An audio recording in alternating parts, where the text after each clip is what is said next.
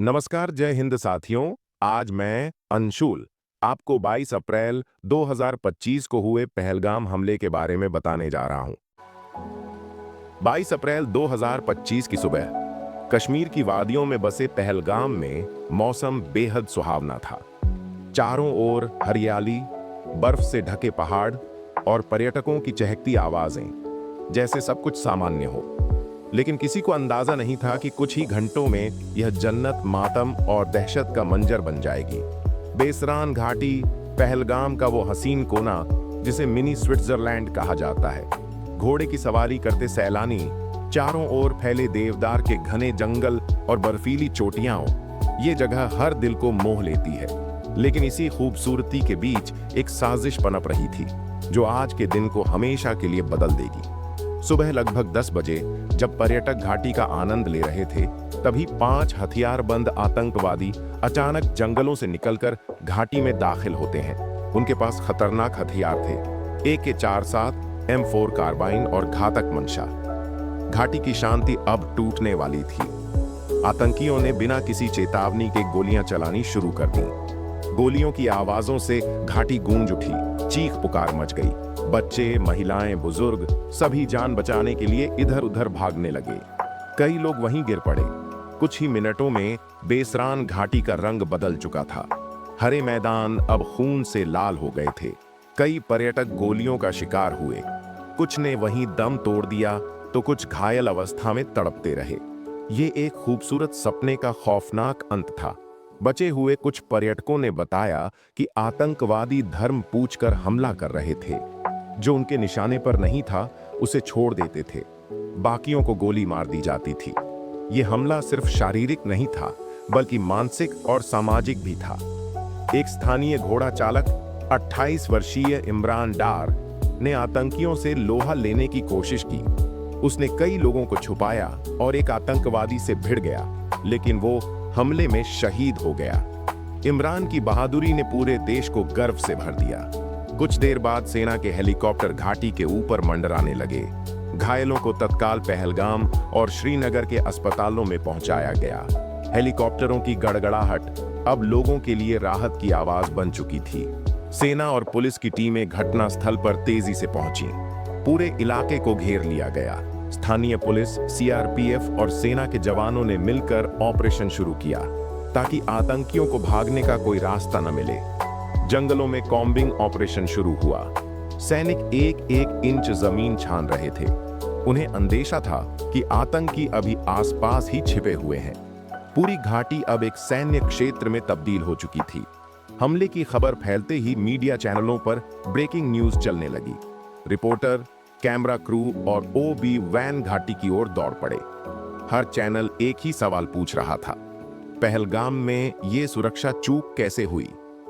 पूरे देश की निगाहें अब कश्मीर पर टिक चुकी थीं। घटना के कुछ ही घंटों के भीतर प्रधानमंत्री नरेंद्र मोदी और गृह मंत्री अमित शाह ने हमले की कड़ी निंदा की। उन्होंने शहीदों को श्रद्धांजलि दी और देश को भरोसा दिलाया कि दोषियों को बख्शा नहीं जाएगा। देश की संसद में भी गूंज सुनाई दी, आतंक के खिलाफ आर पार की लड़ाई।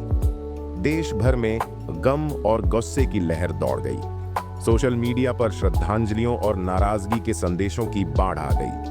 हर शहर में मोमबत्ती मार्च निकाला गया और लोगों ने एकजुट होकर कहा, हम आतंक के आगे नहीं झुकेंगे। जहां एक दिन पहले हंसी खुशी गूंज रही थी, वहीं अब पहलगाम में सन्नाटा पसरा था। दुकानें बंद थीं, सड़कें खाली और लोगों की आंखों में डर और शोक। कश्मीर की ये वादी आज खामोश थी, मगर उस खामोशी के पीछे कई कहानियां थीं। जिन परिवारों ने अपने प्रियजनों को खोया, उनके लिए ये दिन कभी नहीं भुलाया जा सकेगा। कई माँ बाप अपने बच्चों की लाशें देखकर टूट गए। कई बच्चों ने अपने माता पिता खो दिए। इस हमले ने सिर्फ जानें नहीं ली, इसने जिंदगियां अधूरी कर दी। राष्ट्रीय जांच एजेंसी NIA ने जांच का जिम्मा संभाल लिया। फॉरेंसिक एक्सपर्ट्स, डॉग स्क्वाड और इंटेलिजेंस यूनिट्स ने घटनास्थल पर सबूत इकट्ठा करने शुरू किए। हर गोली का खोल, हर पगचेहन, सब कुछ सुराग बन चुका था। 3 आतंकवादियों की पहचान कर ली गई। उनके नाम और कोड नेम सुरक्षा एजेंसियों के पास पहले से मौजूद थे। इनमें से 2 पाकिस्तान से ट्रेनिंग लेकर आए थे, जबकि एक स्थानीय था जो हाल ही में कट्टरपंथ की ओर झुका। जांच में ये बात सामने आई कि आतंकियों के मोबाइल, सोशल मीडिया अकाउंट और कॉल रिकॉर्ड पाकिस्तान से जुड़े थे। कुछ डेटा क्लाउड में सेव था, जिसमें हमले की योजना, हथियारों की डिलीवरी और फंडिंग की जानकारी मिली। भारत ने पाकिस्तान के उच्चायुक्त को तलब किया और कड़ा विरोध दर्ज कराया। दोनों देशों के बीच कूटनीतिक तनाव बढ़ गया। सीमा पर चौकसी और सख्ती बढ़ा दी गई और भारत ने अंतर्राष्ट्रीय मंचों पर भी इस हमले का मुद्दा उठाया। अमरनाथ यात्रा से पहले सुरक्षा के व्यापक इंतजाम किए गए। हाईवे, रूट, कैंप्स और ट्रांजिट पॉइंट्स पर सेना और अर्धसैनिक बल तैनात कर दिए गए। ड्रोन, सीसीटीवी और मेटल डिटेक्टर अब हर तीर्थयात्री की सुरक्षा सुनिश्चित करने लगे। इस संकट की घड़ी में स्थानीय कश्मीरी लोगों ने इंसानियत की मिसाल पेश की। कई लोगों ने पर्यटकों को अपने घरों में पनाह दी, पानी पिलाया और प्राथमिक चिकित्सा दी। इनका साहस और मानवता आने वाले समय में हमेशा याद रखी जाएगी। घोड़ा चालक इमरान डार और अन्य पीड़ितों का अंतिम संस्कार भावुक माहौल में हुआ। पहलगाम की सड़कों पर मातम पसरा था। फूलों से लदी अर्थियां, रोते बिलखते परिजन, यह दृश्य पूरे देश के दिल को छू गया। भारत ने एक बार फिर दिखा दिया कि संकट के समय हम सब एक हैं। हर मजहब, हर भाषा और हर प्रांत के लोगों ने एक सुर में आतंकवाद के खिलाफ आवाज उठाई। देश एकजुट था और यही हमारी सबसे बड़ी ताकत थी। धन्यवाद। हम 14,000 सब्सक्राइबर्स के बहुत करीब हैं। तो अगर आपको यह वीडियो अच्छी लगी हो तो हमारे चैनल को लाइक और सब्सक्राइब करना ना भूलें।